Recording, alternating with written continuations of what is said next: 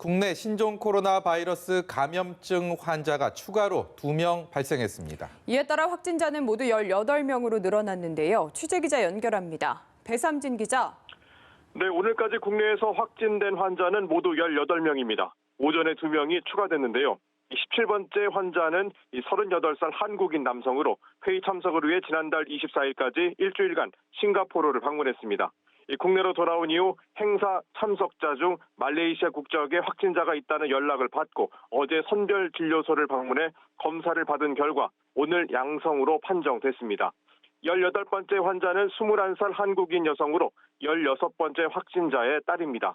모녀간 전염인데요. 16번째 환자가 광주 21세기 병원에서 딸을 간병했던 것으로 확인됐습니다. 특히 16번 환자는 확진이 나올 때까지 16일 동안 격리되지 않은 채 생활을 했는데요. 이에 따라 가족과 병원에서 함께 있었던 환자 등 306명이 접촉했던 것으로 현재까지 파악됐습니다.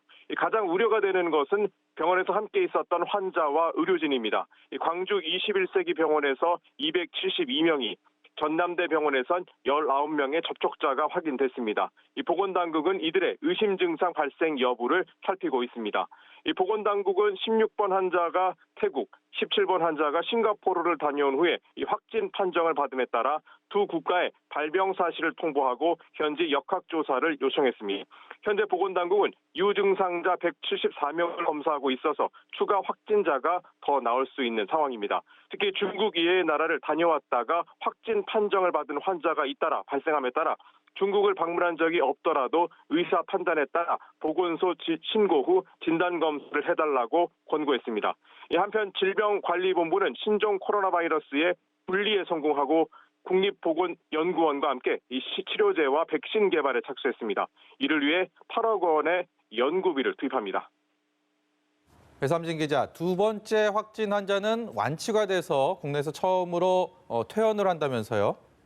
네, 그렇습니다. 55살 한국인 남성인 이번 확진자는 완치 판정을 받았습니다. 이제는 인후통과 기침 등의 증상이 없고 X선 소견에서도 문제가 없는 것으로 나타났습니다.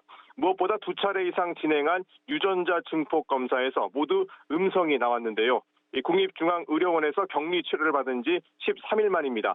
이번 환자와 접촉한 사람들의 자가 격리도 오는 7일 24시까지 순차적으로 해제가 됩니다. 국내 확진자들 가운데 처음으로 완치되면서 오늘 오후 퇴원할 예정인데요.